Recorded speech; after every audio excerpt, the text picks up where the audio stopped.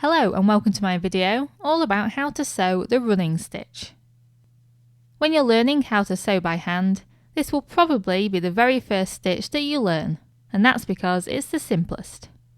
You'll see the running stitch used to attach two fabrics together, in embroidery, and for putting gathers in fabric. Okay, so here I have some fabric, a sharp sewing needle, and some sewing thread. The first thing I need to do is put a knot in one end and feed the other end through the needle. If you want to add a bit more strength to your stitches, you can use a double thickness of thread, as I'm doing here. Okay, so to begin, I take my needle from the back of the fabric, through the fabric to the front.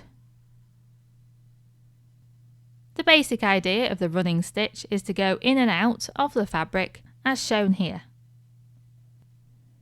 Traditionally, running stitches are spaced evenly apart, and normally the gap in between the stitches is the same as the stitch length, so that's what we're going to be aiming for.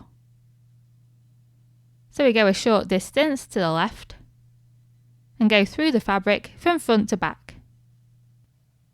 Running stitches are normally around 1/4 inch long, but bear in mind that the shorter the stitches and the closer together they are, the stronger the stitching. You then take the needle from the back of the fabric to the front again, trying to space the stitches out evenly. And you simply carry on like this. The issue with running stitch is often that it's not as strong as other stitches, and it's also comparatively loose. So if you require it to be strong, then it's best to use a double thickness of thread and also make the stitches short and close together. If you now pull on the thread, it will bunch up the fabric, and that's called gathering. The running stitches need to be an equal distance apart and of equal length if you want the gathering to also be even. If you're not planning on using the running stitch for gathering, then you can change the rules a bit and space the running stitch however you want to. So in this example, I'm just doing a longer running stitch compared to a shorter gap in between. So the running stitch that you can see at the front is a lot longer than the gap in between the stitches.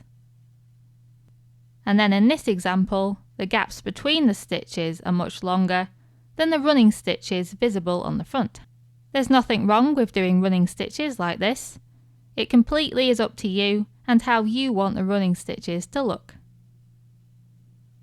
If you're struggling to make your stitches in a nice straight line, then you can put a piece of masking tape onto your fabric to act as a guide, or you could use a ruler along with a magic fabric pen or a piece of chalk to draw a line on the fabric to help you out. Once you get a bit of practice with running stitch, you can start to do a few stitches at a time. To do this, you simply take the needle in and out of the fabric a few times in a row and pull the thread through.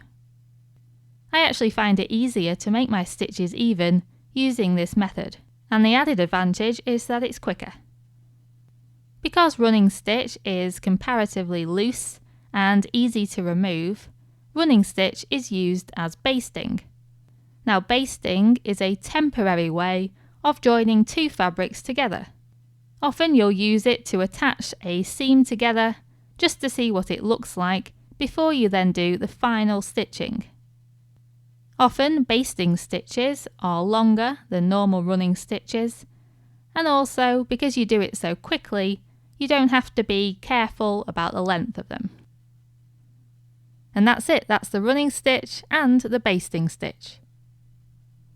To finish stitching, make sure that you end with your needle at the back of the fabric. Then you need to secure your thread.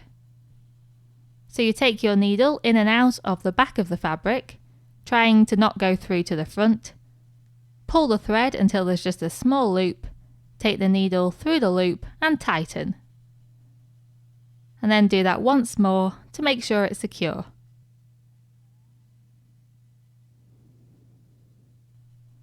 Then cut off the excess thread. I really hope you found this useful, and thank you very much for watching.